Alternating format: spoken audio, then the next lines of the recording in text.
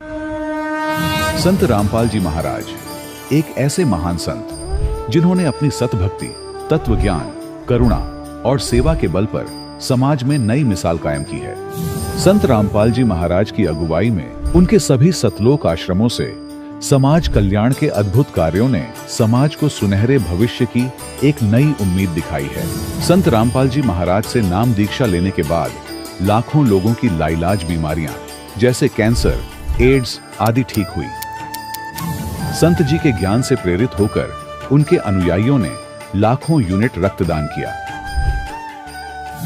संत जी ने लाखों बहन बेटियों का दहेज मुक्त विवाह करवाया।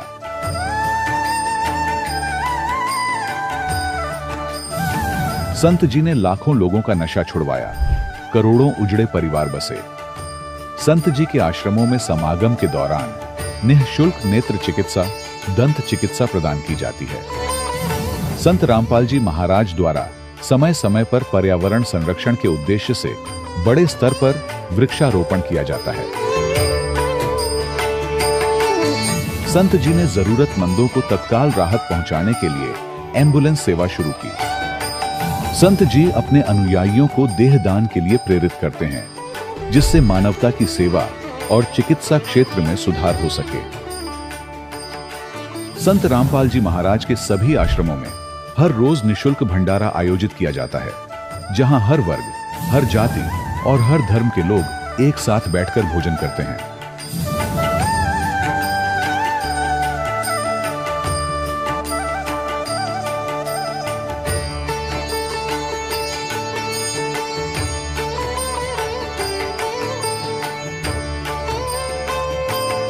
संत रामपाल जी महाराज के आश्रम में हजारों बुजुर्गों को सम्मान और प्यार के साथ जीवन जीने का अवसर मिलता है। उनके खाने, रहने और स्वास्थ्य की पूरी जिम्मेदारी संत रामपाल जी महाराज उठाते हैं। अनाथ बच्चों के लिए संत रामपाल जी महाराज के सभी आश्रम किसी वरदान से कम नहीं। यहाँ उन्हें शिक्षा, संस्कार और भविष्य के लिए बेहतर अवसर प्रदान किए जाते हैं। चाहे बाढ़ हो, भूकंप या महामारी, संत रामपाल जी महाराज और उनके अनुयायी हमेशा ही जरूरतमंदों के लिए सबसे आगे खड़े रहते हैं। कोविड महामारी के दौरान संत रामपाल जी महाराज के आश्रमों से करोड़ों लोगों के लिए भोजन, दवाइयां और जीवन रक्षक सामग्रियां उपलब्ध कराई गई। चाहे गरीब की मदद हो या किसी शोषित और पीड़ित वर्ग के हक और सम्मान की लड़ाई, संत रामपाल जी महाराज ने हमेशा ही उनकी दबी आवाज को सरकारों तक पहुंचाया है और उन्हें उचित न्याय दिलवाने में अहम भूमिका अदा की है। समाज में आध्यात्मिक और सामाजिक मूल्यों के प्रति जागरूकता लाने में संत रामपाल जी महाराज हर कदम पर मानवता के सच्चे सेवक साबित हुए हैं। संत रामपाल जी महाराज का जीवन हमें सिखाता है कि सच्ची सेवा वही है जो निस्वार्थ भाव से की जाए।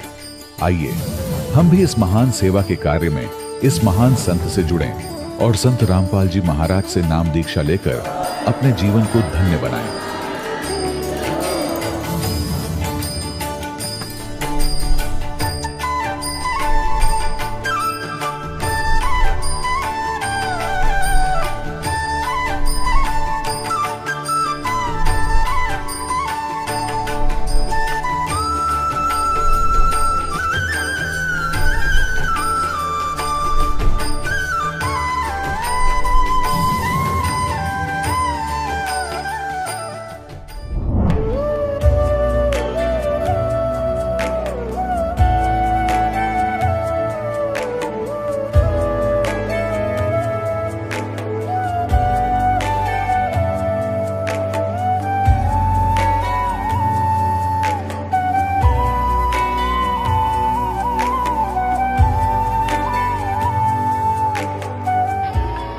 प्रभु राम देव भगवान अल्लाह खुदा ईश आदि नाम एक ही शक्ति के हैं।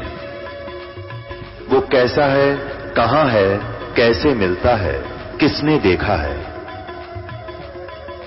ये प्रश्नवाचक चिन्ह पूर्ण रूप से हटाने के लिए अवश्य सुनिए जगत गुरु तत्वदर्शी संत रामपाल जी महाराज के अमृत वचन, सर्व पवित्र धर्मों के पवित्र शास्त्रों के आधार पर।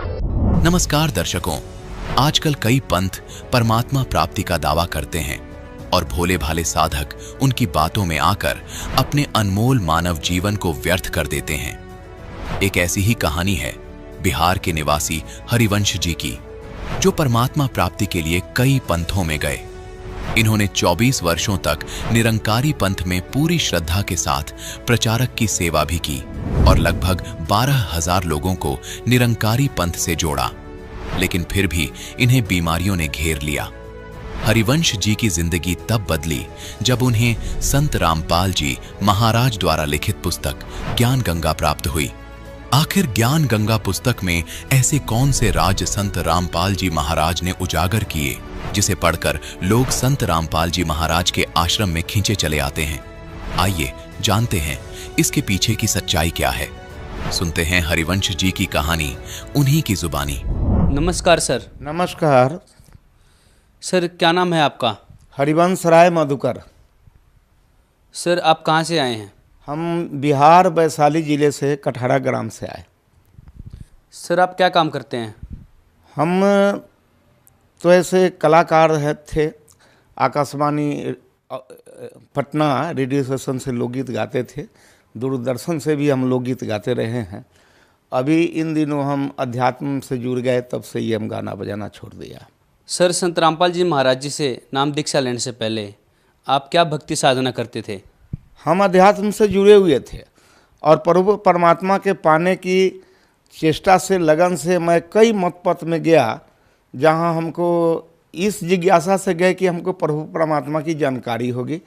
और इस कारण से मैंने रामानंद स्वामी के पथ में, वो देहात में चलने वाले बचन वंश कबीर पंथी में और आर्य समाज में, या वो बाल जोगेश्वर जी में, सतपाल जी में, ठाकुर अनुकूल चंद जी के सत्संग में और प्रजापिता ब्रह्मा कुमारी के सत्संग में, कई स्थानों पर हम लगभग 13 मिशन में घूमे परमात्मा के दर्शन के लिए। लेकिन कहीं से हमें कुछ प्राप्ति नहीं हुआ। कोई तो आंख बंद करने को कह दिया, कोई कहा ध्यान लगाओ, कोई कहा कर्म नेवली करो, कोई कुंडलियां जागृत करने को कह दिया, किसी ने कहा कि वो नाक के ऊपर दोनों दृष्टि जमा करके देखो, भगवान का दर्शन होगा। बहुत हम परेशान में पड़ गए, देखा कि हर जगह वही बात है, ठगी की बात हो रही है। तब हमें कान में एक शब्द मिला, निरंकारी मिशन का। जो निरंकारी मिशन 1992 में बहुत कम जत्थे में था, और उस समय जब हमारे ध्यान में आया निरंकारी मिशन, तो उसमें हमने जाकर के ज्वाइन किया। ज्वाइन करने के बाद में हमें जो ज्ञान दिया गया, कहा गया कि यहाँ प्रभु परमात्मा का दर्शन होता है, और इसी जिज्ञासा से हम उनके पास जाकर के बैठ गए। पहले तो उन्होंने 5 प्रण कराया और कहा कि ये 5 प्रण के बाद प्रकृति का वो नाम गिनाया, सूरज चांद सितारे ये सब भगवान नहीं है, और ये तन मन धन सब परमात्मा का है। और उसके बाद उन्होंने परमात्मा का दर्शन बताया, कहा कि धरती से आसमान तक जो ये खलिया जगह देख रहे हो, ये खाली जगह है, इसी को निरंकार कहते हैं। यही तो निरंकार है, यही ब्रह्म है। और इसको जो जान जाता है वो ब्रह्मन हो जाता है। ब्रह्म जानाति ब्रह्मना, ये जो वेद में लिखा हुआ है, शास्त्र में लिखा यही है। गीता में भी कहा गया है कि ये इसको कोई औजार नहीं काट सकता। बताओ खलिया को कौन काटेगा, ये बम इसको कौन मारेगा, ये किसी तरह से नाश नहीं होता है। यही परमात्मा है, और इसी को मैं सच्चा मान करके इसकी भक्ति करने लगा। और सन 1992 में मैंने 27/12/92 को ज्ञान लिया था, और 24 साल तक इस भक्ति में लगा रहा। इस दौरान में मैंने अपने संपूर्ण वैशाली जिले में लगभग 24 ज्ञान केंद्र खोला, और ज्ञान प्रचारक हमारे साथ होते थे, और मैं प्रचार का काम करता था पूरे बिहार में। कटिहार, वो ठाकुरगंज, पूर्णिया, वो सहरसा, मधेपुरा, गंगटोक और सिक्किम, करसियांग, नेपाल के देशों में भी हम जनकपुर और शबैला, वो धनुखा, ये और शिवनगर, परसा जिला, मलंगमा, सरलाही जिला, इन सब क्षेत्रों में मैं जाकर के काफ़ी इसका प्रचार किया। और लगभग 18 सत्संग तो अपने वैशाली जिला में बनाए। लगभग 10 से 12 हज़ार लोगों को मैंने प्रभावित करके उनको इस ज्ञान से जोड़ा। सर, अभी आपने बताया कि आपने 24 ज्ञान केंद्र खोले, तो सर आपने किस पंथ के 24 ज्ञान केंद्र खोले थे? हमने 10 से 12 हज़ार लोगों को ये ज्ञान से प्रभावित करके निरंकारी मिशन के संस्था से जोड़ दिया। विगत 19 जून 2017 को मैं बड़ा सख्त बीमार पड़ गया। बीमार पड़ने का कारण हो गया मेरे पास डायबिटीज का बीमारी, जो 600 चीनी बराबर रहता था, और उसके बाद ब्लड प्रेशर था, लीवर में सूजन था, किडनी में भी दाग था, और पित्त की थैली में ये पथरी था 13 mm का, जो हमें बहुत कमज़ोर कर दिया था। डॉक्टर लोगों के पास हम गए, कहीं से हमको कोई इजाफा नहीं मिल पाया। मैंने 48,000 रुपया खर्च करके बाद और धराशायी हो गए थे, बिछावन से उठ नहीं पा रहे थे। उसी पर हम पड़े थे, 5.5 महीना हो गए। और जिस मिशन को हमने इतना लोगों को जोड़कर लगभग 24 साल में 50 लाख रुपया मंडल को भेज दिया, प्रणामी का पैसा, लेकिन उनको खबर हुई, लेकिन कोई आदमी हमको देखने तक नहीं आया, खोजने तक नहीं आया कि कहाँ ये मधुकर जी पड़ा है। जबकि उस मिशन में हम एक मुखी के पद पर थे और गुरगद्दी पर बैठ कर के 3-3 घंटा प्रवचन करते थे और लोगों को प्रभावित करते थे और ज्ञान दिलवा करके उसको उनसे जोड़ते थे। किसी ने नहीं देखा। इस क्रम में मैं दूर दूर जगहों पर जाकर के और सत्संग प्रवचन किया करता था। गुरगद्दी पर हमको बैठाया जाता था, वहाँ से हम अध्यात्म प्रवचन करते थे, गीता से, रामायण से, कुरान से, पुराण से, वेदों से, शास्त्रों से कह करके लोगों को प्रभावित करते थे। कभी कभी इतने जिज्ञासुओं का भीड़ हो जाता था कि नमस्कार करने में लाइन बन जाती थी और बड़ी भीड़ हो जाती थी। तब हमारे दोनों पैर पर अलग अलग, दोनों पैर को करके दायां बायां, एक पर बहनें और एक पर भाइयों का लाइन लगता था और सभी लोग सर पटक करके हमारे चरणों पर नमस्कार करते थे। और उसी में लोग ये जिज्ञासा करते थे कि बाबूजी जरा माथे पर हाथ रख दो, और मैं माथे पर हाथ रख देता था। जरा धौना में, पीठी में दर्द हो रहा है, इस पर जरा हाथ कर दो, ये बच्चे को जो आशीर्वाद दे दो, ये बड़ा बीमार रहता है। ये सब काम हमें करना पड़ता था और उसको करते थे। सर, आपने बताया कि आप निरंकारी मिशन की गद्दी पे बैठते थे, निरंकारी पंथ से जुड़े थे, आप प्रवचन करते थे स्वयं, और फिर आप संत रामपाल जी महाराज जी की शरण में आ गए। सर, आपको क्या ऐसा लगा? निरंकारी मिशन में तो बहुत सारे लोग ने हमारे दुख को मेरे कहने पर जाना, लेकिन उसमें मेरा कोई इलाज नहीं हो सका। और वहाँ तो बड़ी बड़ी औषधालय भी खुली हुई है, क्या क्या है, लेकिन हमको कोई सहारा कहीं से कुछ नहीं मिला। और डॉक्टरों से परेशान होकर के हम बिल्कुल निराश हो गए थे और धाराशायी होकर के बेड पर पड़े हुए थे। 5.5 महीना हम लगातार बेड पर ही पड़े रहे, जहाँ पैसे के अभाव में दवा भी नहीं खा पाते थे और हमें खाना भी नहीं खाने का इच्छा होता था। केवल पानी पी के, दूध पी के, एक आध रोटी किसी तरह से खा करके हम पानी पी लेते थे। इसी बीच में हम सोचे कि अब हम नहीं बचेंगे। एक साथी मेरा पंजाब रहता है, वो जब लौट के घर गया तो हमसे भेंट करने गया। जाने के बाद कहा कि आपने कैसी हालत बना ली, बताइए, भगवान का भक्ति करते हैं, ये हालत आपका बन गया है, तो ये कैसे हो गया? हमने कि ऐसे ही हो गया, अब हम क्या करें। तो उन्होंने एक किताब हमको दिया पढ़ने के लिए, और वो किताब का नाम था ज्ञान गंगा। ज्ञान गंगा किताब हम पढ़ने के काबिल भी नहीं थे, इतने कमज़ोर हो गए थे। मैंने कहा कि हम किताब तो नहीं पढ़ सकते, ज़रा तुम ही पढ़ के सुनाओ तो अच्छा रहेगा। तो वो 3 रोज आकर के हमको किताब का कहीं कहीं का कोई चैप्टर पढ़ के सुनाया। हमको बहुत अच्छा लगा। अब किसी की किडनी खराब है और उनका डॉक्टर इनकार कर रहा है, कहता है 4 लाख रुपए लगेंगे, और वो बताना है कि नहीं मेरा किडनी ठीक हो गया सतगुरु रामपाल जी की कृपा से। किसी का लीवर खराब है, किसी के स्तन में घाव है, ममाद निकल रहा है, परेशान है, किसी के पेट में दर्द है, लगता है कोई भीतर दांत काट रहा है। ऐसे ऐसे बहुत सारे रिपोर्ट आए। तो मुझे पहले तो धीरे धीरे इस पर विश्वास होने लगा। हमने सोचा कि अब मैं क्या करूं, हम भी अब वहाँ कुछ फ़ोन करके पता करना चाहते हैं। तो उन्होंने कहा कि पता है इसका? तो हाँ, फ़ोन नंबर है। हमने कहा कि रुक जाओ, आज रात में हम सतगुरु रामपाल जी महाराज से हम बात करेंगे, तब हम कल आपको कुछ बताएंगे। ऐसा सोचकर मैं रात में 9 बजे खाना उना खा करके जब सोने गए, तो हम तो कुछ जानते नहीं थे, हम तो केवल इनका नाम सुनते थे और किताब में फ़ोटो देखा था। इन्हीं के फ़ोटो को हमने कहा सतगुरु रामपाल जी महाराज की जय, रामपाल जी महाराज की जय, 5 बार यही जयकारा लगा करके हम हाथ जोड़ करके प्रार्थना किया कि हे सतगुरु रामपाल जी महाराज, आपकी बहुत सारी प्रशंसा इस किताब के अंदर मैंने सुनी है। बहुत सारे लोगों का बीमारी भी ख़त्म हो गया है, मेरी भी बीमारी ख़त्म करो और मुझे भी ठीक कर दो। अगर ऐसा कर दोगे तो शेष जीवन जो मेरा बचेगा ये हम आपके चरणों में बिताएंगे, आपके चरणों में भक्तों की सेवा करके अपना जीवन बिताएंगे। और ऐसा करिए कि मैं बहुत दुखी हो गया हूँ, अगर ठीक करना है तो आज रात में आकर के आज रात भर में ही हमको ठीक कर दीजिए, 2 4 10 रोज लगाइएगा तब इस चीज़ को हम नहीं मानेंगे। ऐसा प्रण करके हम सो गए। कई दिन नींद भी नहीं आ रही थी, उस दिन नींद भी बहुत अच्छा पड़ा। 3:30 बजे भोर की बात है, ये सतगुरु रामपाल जी महाराज वहाँ पहुँच गए। सादा पैजामा, हाफ कुर्ता, गमछा रखे हुए और कुर्ते का रंग थोड़ा हल्का गेरुआ रंग का पहने हुए, हाफ कमीज, और कुर्सी खींच करके उसी जगह बैठ गए। कुर्सी के खींचने का आवाज़ हमको कान में मिला और तब आवाज़ सुन करके हमारी आँख खुल गई। हम देखते हैं कि अरे कुर्सी कौन खींचा। देखते हैं कि सामने में सतगुरु रामपाल जी महाराज बैठे हैं। जैसे वो बैठते हैं उसी तरह से एक पैर पर दूसरा पैर रख करके दोनों हाथ एक साथ करके लगता है जैसे कोई मंत्र कर रहे हो या कुछ कर रहे हो, बैठे हुए हैं। मैंने सोचा कि मैं स्वप्न देख रहा हूँ कि वास्तव में जागृत अवस्था में हूँ, यह समझ में नहीं आया और मैं उनके चरणों में जाकर के नमस्कार किया। फिर उन्होंने पूछा बड़े प्यार से कि बेटे क्यों बुलाए हो हमको। हमने कहा कि दास तो सब 9 बजे रात में ही सब बात आपके चरणों में रख के सो गया है, आप तो अंतर्जामी भी हैं, आप यहाँ आ भी गए, अब हमसे क्या पूछ रहे हैं कि क्या बोला। तो नहीं, तुम ये बोला कि हमको ठीक करना है तो रात भर में ठीक कर दीजिए और नहीं तो 2 4 रोज में करेंगे तो हम नहीं मानेंगे।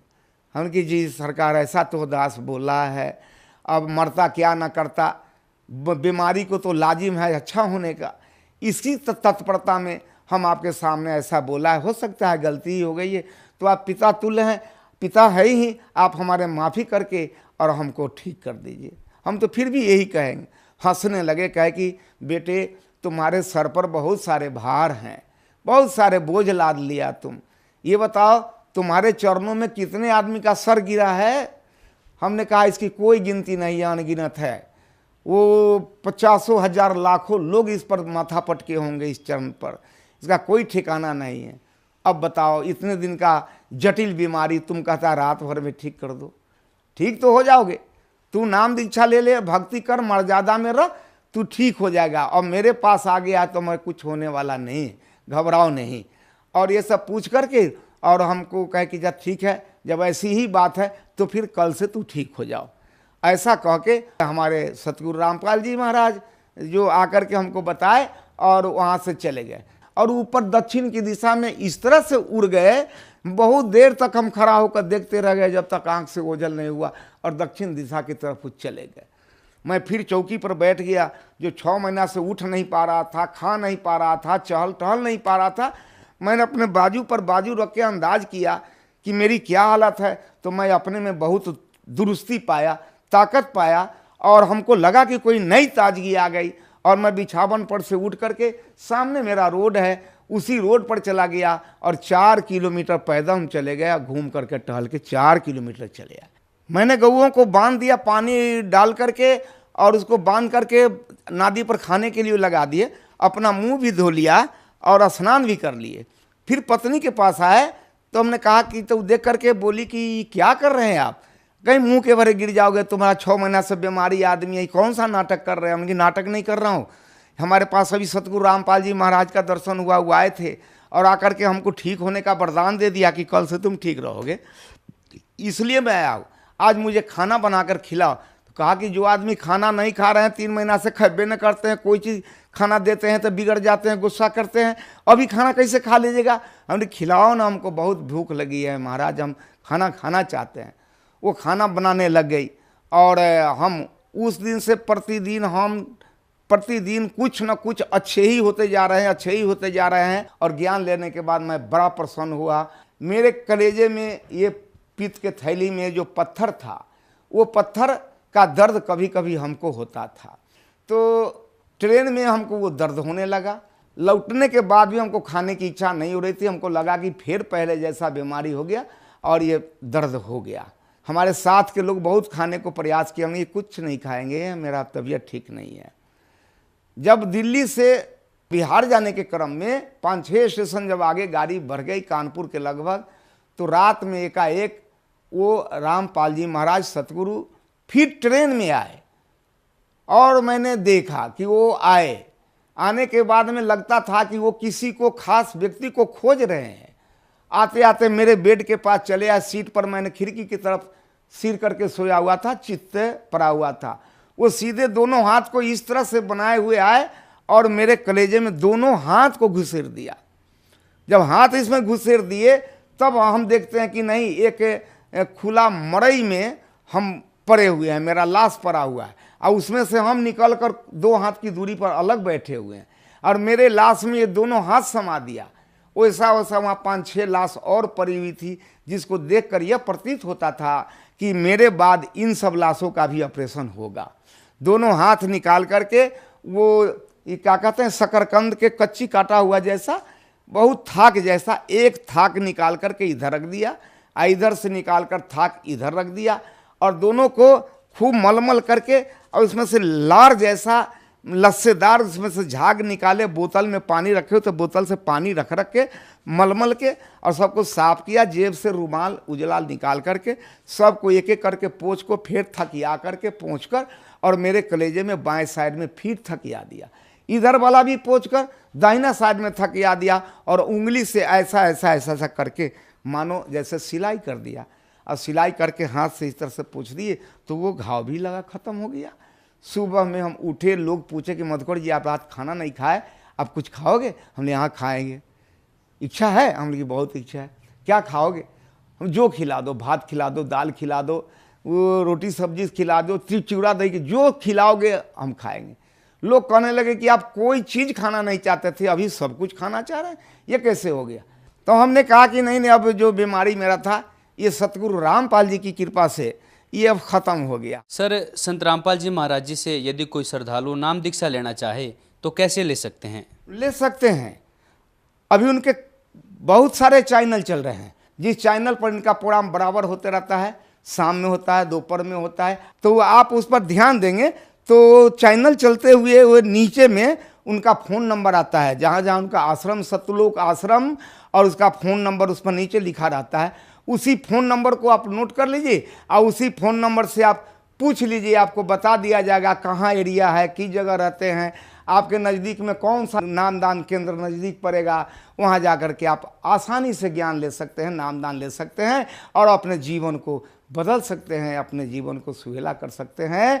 आप जिस वासी देश का हैं, अपने देश को आराम से आप जा सकते हैं। आपको पहुँचाने वाला आपको सारथी मिल गया है, आपको पहुंचाने वाला वो सतगुरु रामपाल जी मिल गया है, जो इस आत्मा को अमरलोक पहुंचाता है। बहुत बहुत धन्यवाद सर। धन्यवाद।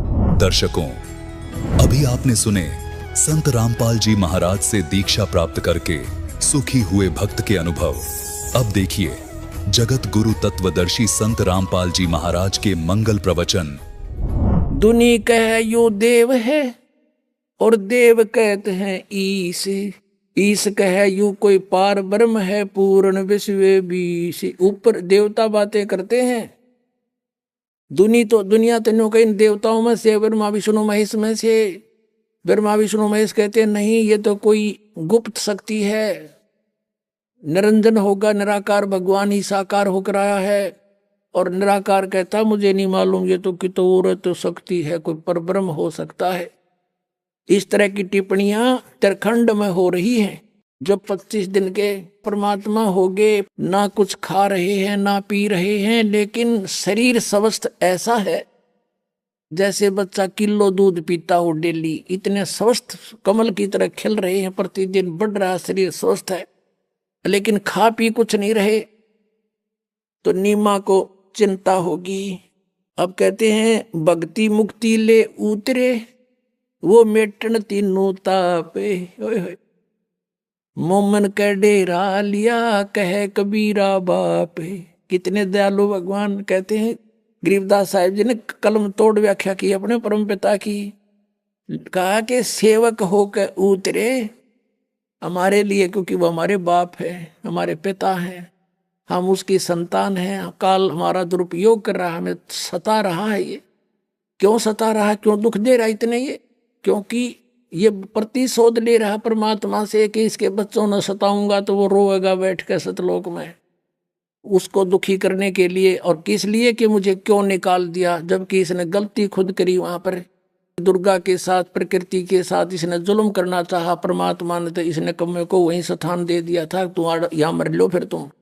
लेकिन वहां भी इसने फिर जुल्म किया, अपनी गलती से तो निकला और फिर प्रतिशोध परमात्मा से ले रहा है। और वो रो रहा है हमारे लिए। परमात्मा कहते मैं रो तू सृष्टि को, और यह सृष्टि रोए मोहे। गरीबदास हमारे वियोग को समझ नहीं सकता कोई। गरीबदास जी ने बताया कि परमात्मा हमारे लिए रो रहे हैं, भटक रहे हैं, इस गंदे लोक में आके बुरे अच्छे कहला रहे हैं, और तुम तो मुझे ढूंढ रहे हो। परमात्मा कहते, और मैं तुम्हें खोज रहा हूं, बता रहा हूं कि मैं हूं वो परमात्मा। तुम मुझे पहचान नहीं पा रहे, इस काल के दूतों से भ्रमित किए हुए। मैं रोवत हूं सृष्टि को, सृष्टि रोवे मोहे। और गरीबदास हमारे वियोग को समझ नहीं सकता कोई। क्या बताते हैं कि सेवक होकर उतरे दास बनकर यहाँ पर आए कि तुम ऐसे रहियो और मुझे पहचान लो। अब इसी स्थिति माए भगवान काल भी धोखा खा गया। क्यों, कौन हो सके है कबीर साहब को नहीं पहचान सका? होगा कोई सिद्ध पुरुष। भगवान नो रहा करे गरीब सा रोटी टूका भी कमा के खावे। अब नानक साहब ने तो सचमुच कह दिया कि ए ठगवाड़ा ठगी देश, ये सब न बुकाए बैठा भगवान, ये बैठा ठगवाड़ा। तब नानक साहब को कह दिया था परमात्मा ने कि अभी तू भेद ना खोला भगत, फिर देखा कि ना तो बात बिगड़ जाएगी। यू काल पाट जाएगा, कालदा इसका इन्हों पता लग गया, कलेजा दिल फट जाएगा, इस काल का इन्हों पता लग गया परमात्मा ये बैठे, यू बेहोश हो जाएगा।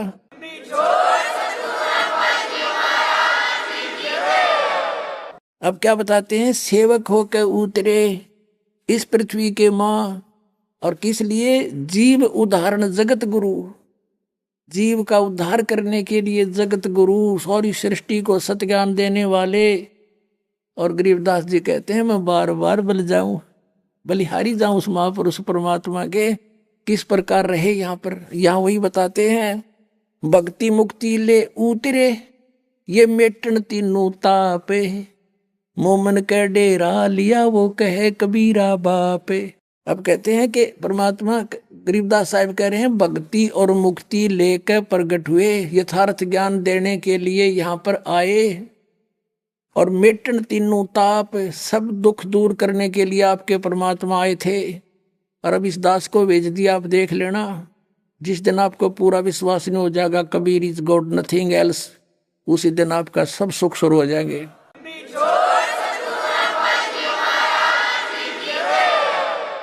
कोई दुखी नहीं रहेगा, एक सेकंड में सबको सुखी कर सकता। लेकिन हमारी आदत बिगड़ रही है। हम तो ऐसे बना दिए काल ने, किसी बस झाड़ा लवाण चले गए, राहत मिल गई, वो अपने राजी हम अपने राजी। तो यहाँ इतने सुख तो एक सेकंड में दे देगा दाता, लेकिन आप फिर चले जाओगे, भूल जाते हो उसको तुरंत, और फिर काल के फंस जाते हो। परमात्मा को तो ये पता है कि इसने तभी एक का दुख दिखा है अपना, और भगवान ने दिखा आपके प्रारब्ध में और भी ज्यादा बहुत बुरे हाल होगा आपका।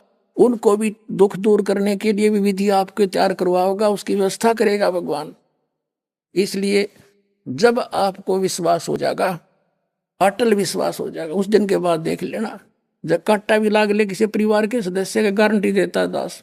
यु काल विश्वास नहीं होने देता, भगवान से डगमग रखता है, अविश्वास करवा देता है, नामखंड करवा देता है उसको दुख देने के लिए। और जब हम सही हो जाएंगे फिर देखना सब ठीक हो जाएगा। अपने आत्माओं फिर क्या बताते हैं कि भक्ति मुक्ति ले उतरे मेटन तीनों ताप। तीन सब दुखों को तीन ताप के अंतर्गत, जैसे किसी ने श्राप दे दिया, या कोई और जैसे अकाल गिरना, या भयंकर फ्लड आ जाना, भूकंप आ जाना, ये सब समाप्त कर देगा। और फिर किसी को श्राप देना, कोई जंतर मंत्र कर दे, कोई प्रेत बाधा हो, ये तीन ताप के अंदर होते हैं। कोई किसी पर जंतर मंत्र करके घाल गलवा देते हैं, तो हमारा नाम लेने के बाद निकट भी नहीं आ सकता किसी प्रकार का जंतर मंत्र को करके देख लियो।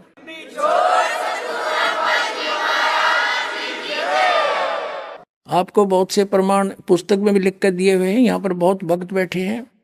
एक भक्त के पास किसी का फोन आया, एक बेटी के पास, उसने कहा कि मैं ऐसे ऐसे बोल रहा हूँ, मैंने तुम्हारे ऊपर एक जंतर मंत्र किया था और तुम्हारे जेठ ने करवाया था, वो इतने पैसे मैंने लिए उस पर, लेकिन आज पहली बार मेरा जंतर मंत्र फेल हुआ। बेटी तुम किसका नाम ले रहे हो?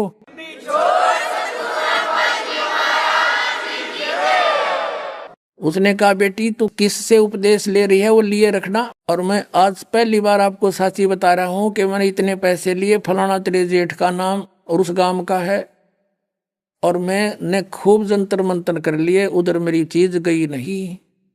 बेटी तेरे ऊपर तक कवच कर रखा भगवान ने, उस मार्ग ने छोड़िए मत ना।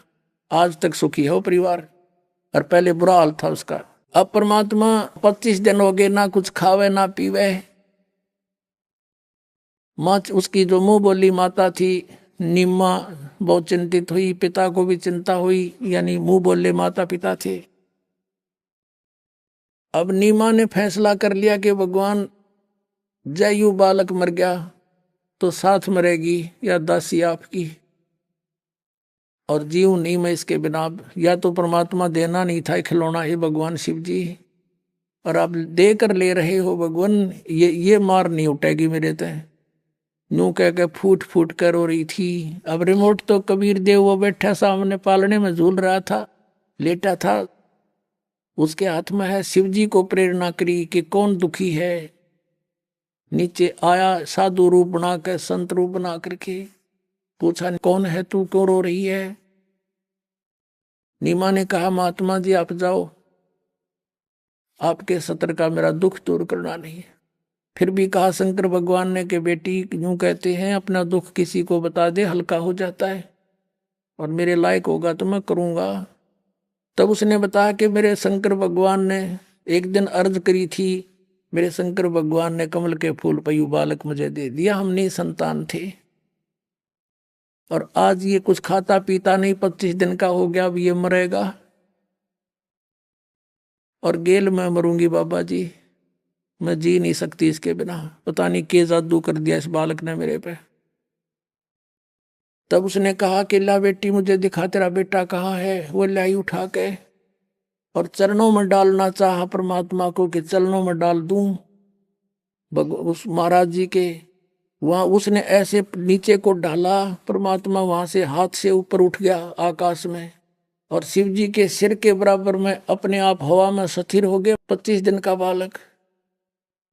फिर शिव भगवान ने ऐसे हाथ किए उसकी गोदी में आ गए। अब ये सब लीला, बच्चे का आकाश में उड़ना, और फिर वो बच्चा बोला, पर कबीर साहब ने कहा उस शिव जी से कि शिव जी के हे महात्मा जी इनको कहो एक कुंवारी गाय ले आवे, उसके ऊपर आप हाथ रख देना, वो दूध देवेगी। एक कोरा बर्तन मंगा लेना कुम्हार के थे, और फिर वो दूध दिया करेगी, मैं पिया करूंगा।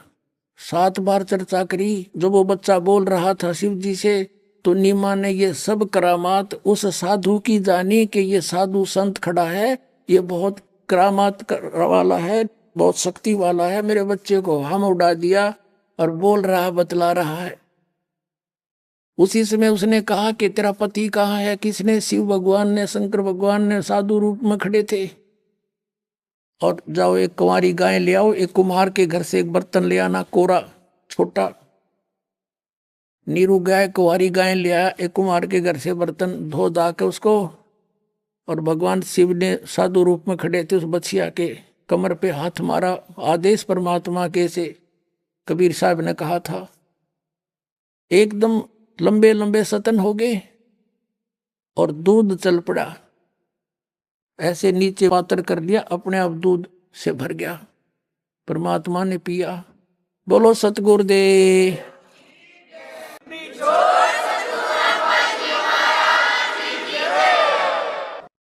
अब क्या बताते हैं? दूध न पीवे अन्न भखे, नहीं पलने झूलनते, अदर अमान ध्यान में वो कमल कला फूलनते। शिव उतरे शिवपुरी से, अवगत बदन विनोदे, मैं के कमल खुशी बहे, जब लिया ईस को गोदे। शिव उतरे शिवपुरी ते, शिवलोक से आए शिव जी, और फिर मैं के कमल खुशी बहे, लिया ईस को गोद, परमात्मा को गोदी में ले लिया महात्मा रूप में शंकर भगवान ने। नजर नजर में मिल गई, फिर किया ईस प्रणाम। शंकर भगवान ने प्रणाम किया उसको, बच्चे को, जब अंदर देखी शक्ति पावर उसकी, और फिर कहा धन मोमन धन पूर्णा, ये धन का सीनी काम है, कि धन है यह नगरी जहां पर ऐसा महापुरुष का जन्म हुआ। शिव भगवान आशीर्वाद संत रूप में बोल रहे हैं। फिर क्या कहा, 7 बार चर्चा करी ये बोले बालक बहने, शिव को कर मस्तक धरा ला मोमन एक धेनु ला, उसके सिर पर हाथ रखा किसके, नीरू के, और जा एक गां लिया कवारी, अनव्यावर को दूहत है दूध दिया तत्काले। पुणात्माओं 250 वर्ष पहले लिखी हुई वाणी है गरीबदास जी की कबीर साहब के विषय में।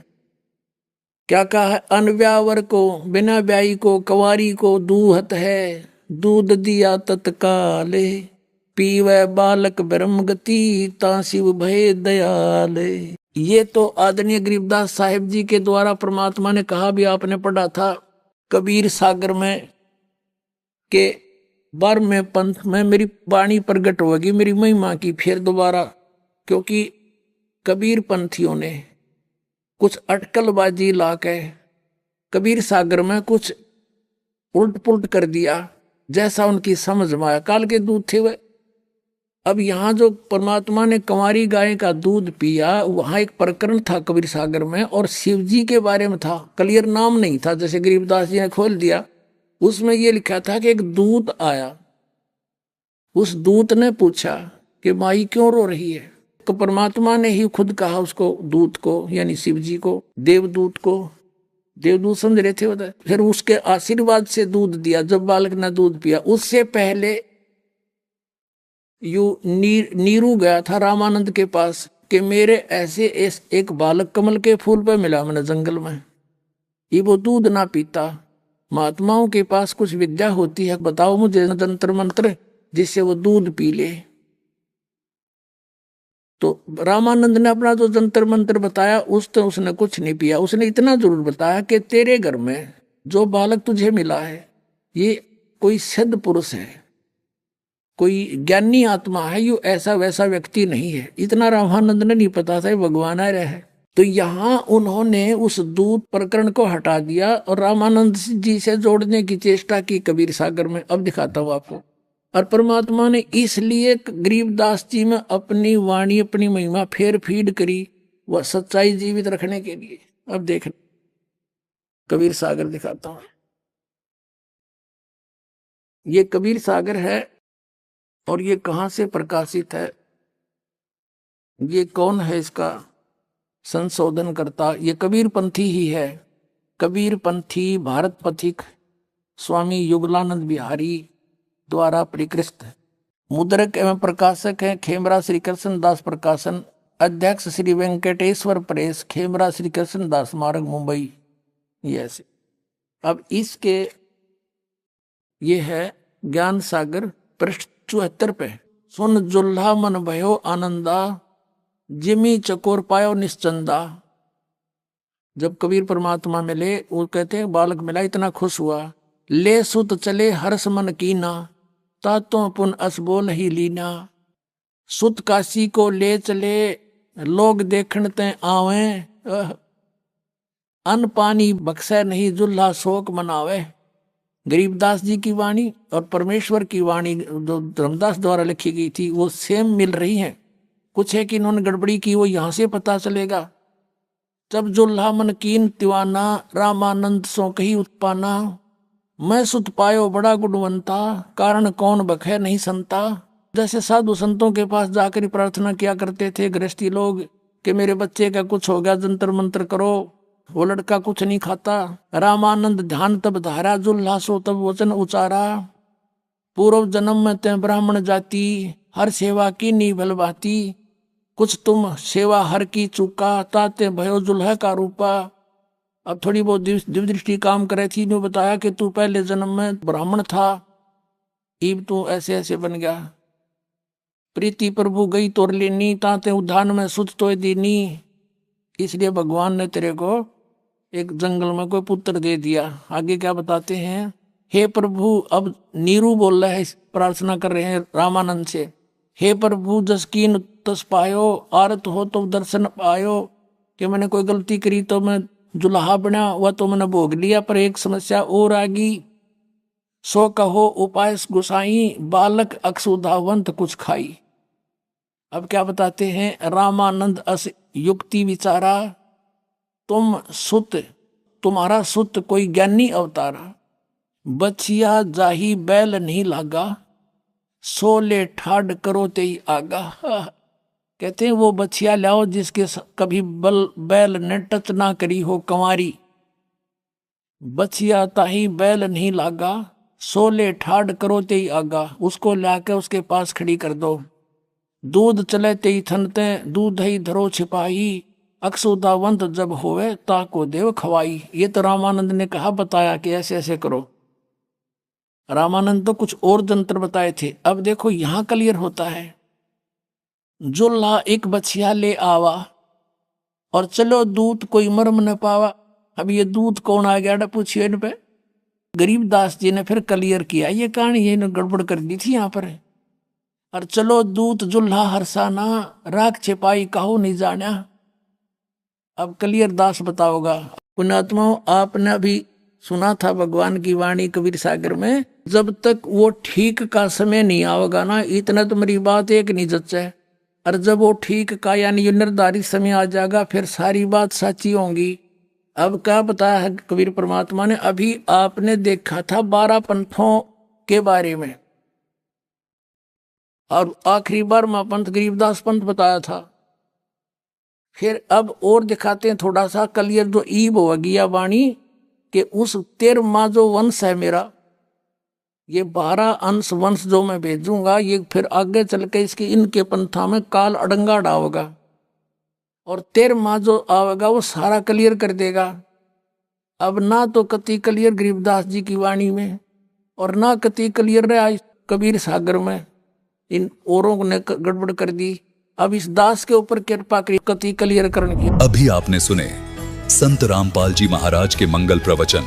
आइए अब सुनते हैं संत रामपाल जी महाराज से नाम दीक्षा लेकर सतभक्ति करके अद्भुत लाभ प्राप्त करने वाले अनुयायी के विचार। दर्शकों, मनुष्य को जब अपने जीवन में सुख की प्राप्ति नहीं होती तो वह अनेक धर्म गुरुओं के दरवाजे खटखटाता है, और इसी कश्मोकश में वह नकली गुरुओं के चंगुल में फंस जाता है।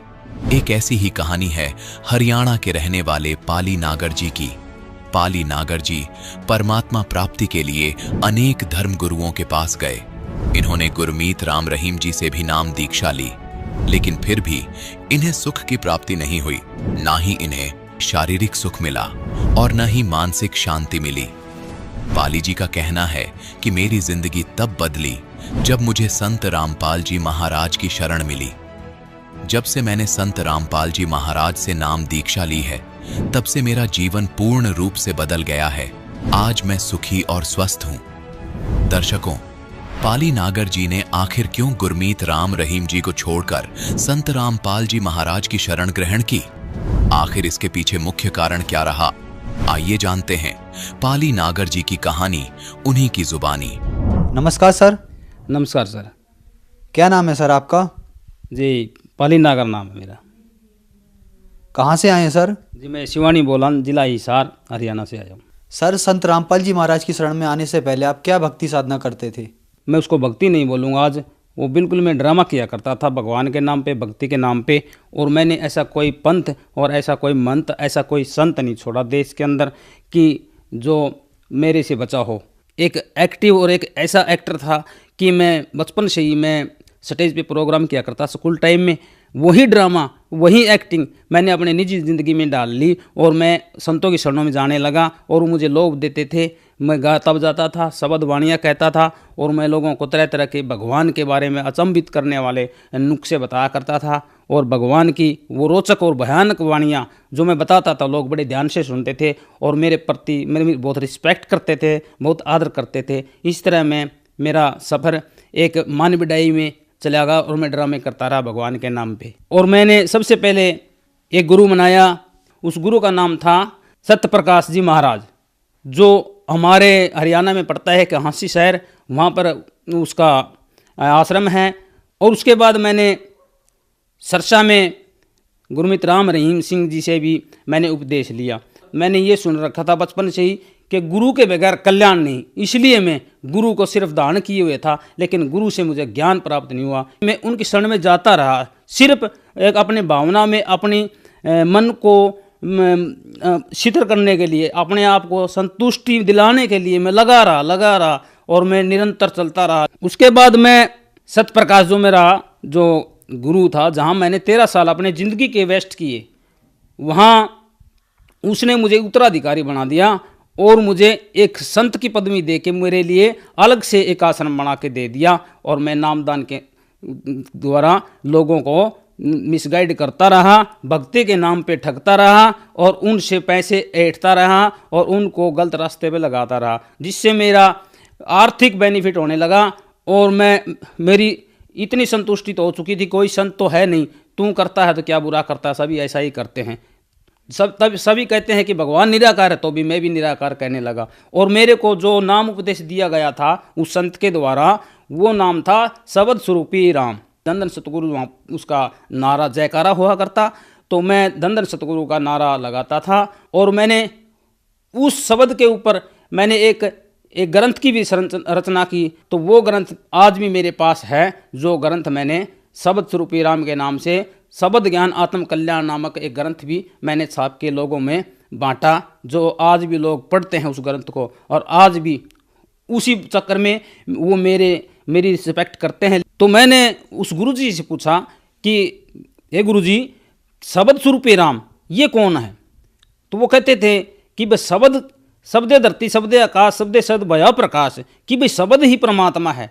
तो मैं पूछता था तो वो शब्द का रूप रंग आकार है या निराकार है? तो वो कहते वो निराकार है। तो यहाँ आकर के मेरी बुद्धि चकर जाती कि भाई इस गुरु को भी कुछ ज्ञान नहीं है। अगर कोई ये कहे कि भी सूर्य वो निराकार है और इसका प्रकाश साकार है, ये बात नहीं बनती। तो मैंने इस बात पे मेरी आस्था नहीं जमी। तो मैं कहता सही बताओ गुरुजी, भगवान कौन है? तो वो कभी कहते कृष्ण जी भगवान है, कभी कहते निराकार है। तो मेरी बुद्धि ने ये मेरे को डिसीजन दिया कि भाई इसको पता ही नहीं है। तो मैंने अपने हिसाब से शब्द स्वरूपी राम को ही डिस्क्लोज किया और मैंने मेरे दिमाग की खोज और मैंने उसके नाम कर दी। यानी मैंने अपना जो ज्ञान था उसके नाम मैंने एक पुस्तक छापी जिसका नाम रखा शब्द ज्ञान आत्म कल्याण। और मैं इस तरह से बहुत से ही मैंने अपने शिष्य बनाए, लोगों को मिसगाइड किया। और कहें तो मैं वो आपको वो ग्रंथ मेरा जो राइट किया था मैंने उस गुरु जी के लिए मैं अभी आपको दिखा सकता हूँ, मैं साथ लेके आया हूँ। ये देखिए सर जी, जो मैं ड्रामे किया करता था मैं आम जनता को भी दिखाना चाहता हूँ, जो मैंने अपने दिमाग की कल्पना एक ग्रंथ के रूप में तैयार किया। और ये ड्रामे करके मैंने बहुत से लोगों को मिसगाइड किया और मैं आपको वो ग्रंथ भी दिखा सकता हूँ। देखिए कि कैसे भोले भाले जीव जगत को हम जैसे ड्रामेबाज जो संत बने हुए हैं वह कैसे मिसगाइड करते हैं। तो आज संत रामपाल जी महाराज की शरण में आने के बाद पता चला भगवान निराकार नहीं है, भगवान साकार है, सह शरीर है, उसका नाम कबीर है। और सभी वेद, गीता और गुरु ग्रंथ साहिब और बाइबिल सभी में प्रमाण मिला। तो मैं हैरान हूं कि कैसे मैं इतने दूर परमात्मा से दूर रहा। और मैंने अपना सारा जीवन, ये मेरे मालिक, मेरे परमात्मा इतने दिन बाद मेरे को मिले। और ये पूर्ण समर्थ संत के बगैर खुद परमात्मा स्वरूप जो सतगुरु होते हैं वो एक बार में 21 ब्रह्मांड के अंदर एक ही होते हैं। जो आज के दिन संत रामपाल जी महाराज परम आदरणीय पूजनीय आज पूर्ण परमात्मा का रूप लेकर के संत रामपाल जी महाराज आए हैं। और इनकी शरण में आने के बाद और मेरे ये इतने भरम दूर हुए और मैंने सभी नकली संत और पंतों मंतों को छोड़ दिया। मैं जगह जगह जागरण करता था, बहुत बड़े बड़े मैं प्रोग्राम करता था, नाइट शो करता था। और लोग मेरी ऐसे बात देखते थे कि आज पालीनागर आएगा, पालीनागर आएगा। वो पालीनागर जो हरियाणा में फेमस था किसी टाइम में। मैं 35 फुट नीचे ज़मीन में गुफा बना के बैठा करता था। मैं 7 साल तो मैंने नीचे की साधना की। जो काली माता जिसको लोग खप्पर वाली कहते हैं, जिसको भैरवी कहते हैं, मैं उसकी साधना भी मैंने 2.5 वर्ष तक की। और ऐसी की कि मेरे बारे में उस आज मैं देखता मेरी रूह कांप जाती है उस बारे में सोचता हूँ। जब मैं शमशान में जाके मैं अपने शरीर को नंगा करके और मैं उसमें शमशान में ड्रामा करता था। और मेरे अंदर ये भी एक आस्था रहती थी कि हो सकता है ऐसे करने से ही कोई खुश हो जाए, भगवान माता खुश हो जाए, पता नहीं न जाने क्या दे दे। क्योंकि मेरी आर्थिक स्थिति सदैव घर से मैं गरीब था और मांस मिट्टी में तीसरे दिन खाता था और मैं भक्ति का ड्रामा करता था। और मैं ये दावा करता हूँ, मैंने ऐसा कोई संत नहीं छोड़ा, मैंने ऐसा कोई गिरी पुरी नाथ, मैंने कोई धुनेधारी नहीं छोड़ा। संत रामपाल जी महाराज को छोड़ करके सभी मांस मिट्टी खाते हैं, ये सभी शराब पीते हैं और सुल्पा पीते हैं और भगमा चोला धारण करके और दाढ़ी बधा करके और तरह तरह के टिक्के बिंदी लगा करके लोगों को सिर्फ मिसगाइड किए और ड्रामे किए हुए हैं। सर, गुरु पद पर होकर भी आपने संत रामपाल जी महाराज से नाम उपदेश लिया, तो ऐसा क्या है संत रामपाल जी महाराज के ज्ञान में कि आपने गुरु होकर भी संत रामपाल जी महाराज को अपना गुरु बनाया? बहुत अच्छा प्रश्न किया सर जी आपने। मैंने जब इनको परखा, इनके ज्ञान को जांचा और सुना, तो मेरे को एकदम ऐसा मेरे को जैसे हार्ट अटैक होने को हुआ कि ये ज्ञान संत रामपाल जी महाराज ने वेद और शास्त्र, गीता और कुरान, वाहे गुरु ग्रंथ साहिब को, बाइबल को खोल करके बताया। तो मैंने देखा ये तो बहुत पढ़ाई लिखाई की बातें बता रहे हैं संत जी। मैंने तो सोचा था भी कबीर का नाम लेके जैसे अन्य सभी पंथ वाले कबीर की 2 बाणी गा देते हैं, रविदास की गा देते हैं, नानक की गा देते हैं और गरीबदास जी की गा देते हैं, दादू जी की बाणी गा देते हैं, यानी कि सभी संतों की मिलीजुली खिचड़ी ज्ञान सुना करके लोगों को अपने जाल में फंसाते हैं। लेकिन संत रामपाल महाराज जी ने जब ज्ञान, मैंने संत रामपाल जी महाराज का परखा, जांचा और देखा और सुना, तो मेरी आंखों से आंसू निकल आए उस समय कि परमात्मा एक एक अक्षर को अपनी उंगलियों से दिखा रहे हैं। जैसे गीता अध्याय नंबर 16 का मंत्र 23 है। मैंने गीता अपने घर में रखी हुई थी, लेकिन मैंने कभी ये मंत्र नहीं देखे। मैंने क्या, किसी भी पंडित ने, किसी विद्वान ने, किसी संत ने आज तक नहीं दिखाए। अगर उन्हें पता होता दिखाते, तो संत रामपाल जी महाराज ने कैसे दिखाए? क्योंकि ये पूर्ण परमात्मा कबीर साहिब के अवतार हैं। तो मैंने देखा तो मैं अचंभित रहा। परमात्मा स्वरूप संत रामपाल जी महाराज का ज्ञान सुन के मेरे दिन बर दिन मेरे चक्षु खुलते गए और मैं रोता रहा और ज्ञान सुनता रहा और मेरे को दृढ़ता आती गई। सर, जो दर्शक आज आपको देख रहे हैं उनको आप क्या संदेश देना चाहते हैं? संदेश देने के लिए तो पूर्ण परमात्मा स्वरूप संत रामपाल जी महाराज आए हुए हैं धरती पे। मैं तो हाथ जोड़ के सभी से यही अरदास करना चाहता हूँ कि आप अपने आत्मा से, अपने विचार करके, शिक्षित लोगों सभी भ्रम जाल में न रह करके आप हर बात को आप खरी करके देखो। आप अपने सदग्रंथों के, जो मुस्लिम भाई है वो अपने कुरान को देखो, जो हिंदू भाई है वो वेद और गीता को देखो, और जो सिख भाई है वो गुरु ग्रंथ साहिब को देखो, और जो हमारे ईसाई भाई है, जो क्रिश्चियन भाई है, वो अपने बाइबल को देखो। उसके अंदर जो बातें हैं वो सत्य है। इन अपने धर्म ग्रंथों से अलग अगर कोई हमें आपको बहकाता है तो हमारा दुश्मन हो, हमारी इंसानियत का दुश्मन है। वो मनमाने आचरण करके, वो कहते हैं ना हरियाणा में कि अपनी अपनी डफली अपना अपना राग, तो ऐसे हमें अपनी अपनी डफली और अपना अपना राग वालों से बचना है और हमें इस बात का सत्य करके, खरा करके देखना है कि हमारा सदग्रंथ क्या बोल रहा है। और वो सदग्रंथ सिर्फ और सिर्फ संत रामपाल जी महाराज खोल करके बता रहे हैं टीवी चैनलों के अंदर से कि सभी धर्मगुरुओं को और अपने ज्ञान चर्चा के लिए आमंत्रित कर रहे हैं। अगर किसी के पास ज्ञान होता तो संत रामपाल जी महाराज का ये चैलेंज क्यों कबूल नहीं कर रहे? क्योंकि उनके पास ज्ञान नाम की कोई चीज नहीं है। क्योंकि ज्ञान हमारे सदग्रंथों में होता है और सदग्रंथ उन्होंने ना ही समझे और ना ही वो पढ़ना चाहते। वो मनमाना आचरण करके लोगों को अपने छलावे में, अपने मनमुखी बातों से बहका के और तरह तरह के देवी देवता और भगवान बना बना करके अपनी पूजाओं में लगा रखा है और चंदा और अनुदान के द्वारा अपना घर और अपना पेट के लिए ही वो सारा ये प्रोपेगेंडा कर रहे हैं। उन्हें भक्ति से और समाज से और मानव कल्याण से कोई मतलब नहीं है। जो मेरा पहले वाला गुरुजी था उसका नाम सतप्रकाश, वो मेरे पास 2 या 3 बार गाड़ी लेकर के मेरे पास आ चुके हैं। मैं उससे कहता हूं कि बार बार मेरे पास मत आओ, मैं अब इस पाखंड में फंसने वाला नहीं हूं। और मैं मेरे द्वारा जितने भी शिष्य हैं सभी से बार बार ये निवेदन करता हूं कि वो परमात्मा स्वरूप संत रामपाल जी महाराज की शरण में आए और सत भक्ति सत ज्ञान लेकर के अपना मोक्ष कराएं। क्योंकि बहुत से ऐसे भी मेरे जो भक्त भाई हैं जो मेरे कहने से परमात्मा की शरण ग्रहण कर चुके हैं। और मैं आपसे भी निवेदन करता हूं जो भी मेरे ज्ञान से जो मिसगाइड हुआ है को परमात्मा संत रामपाल जी महाराज की शरण में आए और अपना कल्याण करवाएं। सर, जैसा कि आपने बताया कि आप एक संत प्रचारक थे और महर्षि दयानंद जी का प्रचार करते थे, जैसा कि आपको पता है कि संत रामपाल जी महाराज व आर्य समाज का लगातार विवाद चल रहा है और आर्य समाज कहता है कि संत रामपाल जी महाराज महर्षि दयानंद पर विवादित टिप्पणी करते हैं। तो सर, ऐसा क्या विवाद है, ऐसी क्या टिप्पणी की जिसके बारे में हमारे दर्शकों को बताइए।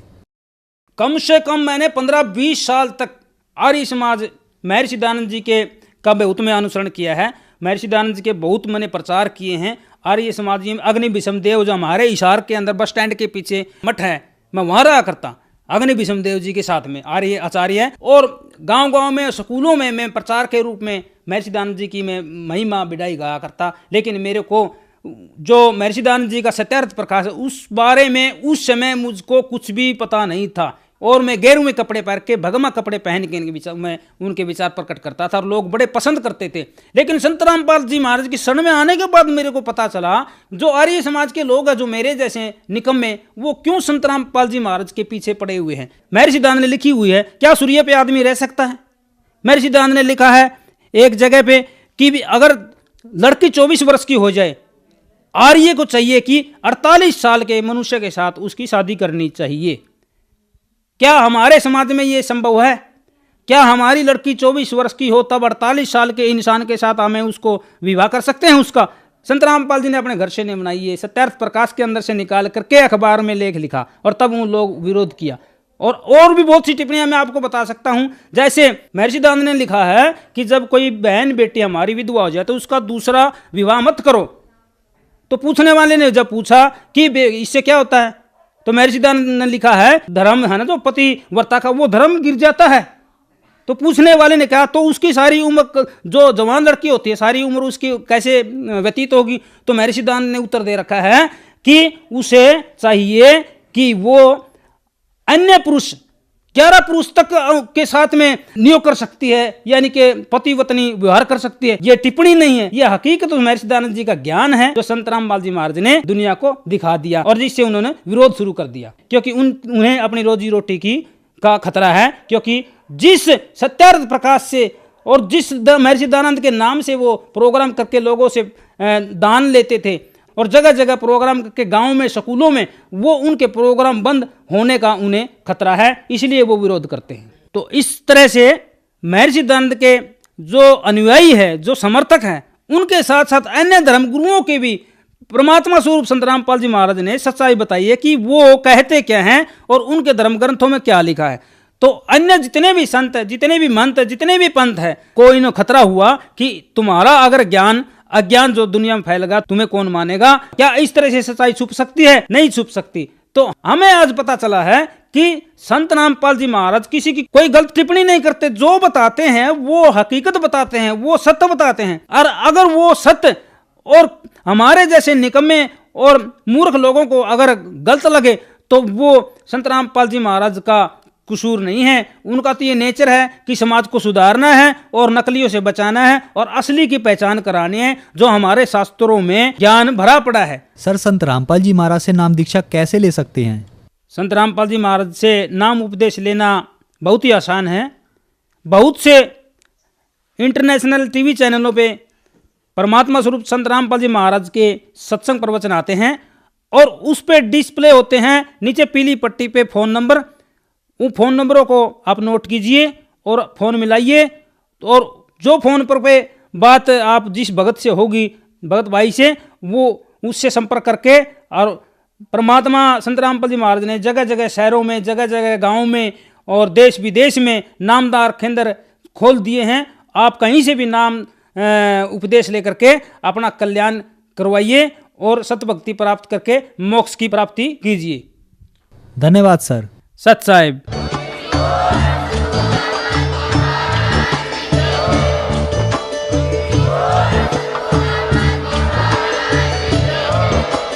आप सुन रहे थे जगत गुरु तत्वदर्शी संत रामपाल जी महाराज जी के मंगल प्रवचन। अधिक जानकारी के लिए विजिट कीजिए हमारी वेबसाइट www.jagatgururampalji.org। संत रामपाल जी महाराज जी के शुभ आशीर्वाद से पूरे विश्व भर में 500 से भी ज्यादा नाम दीक्षा केंद्र हैं, जिन पर संत रामपाल जी महाराज जी द्वारा ऑनलाइन निशुल्क नाम दीक्षा दी जा रही है। अपने नजदीकी नाम दीक्षा केंद्र का पता करने के लिए संपर्क करें 8222880541।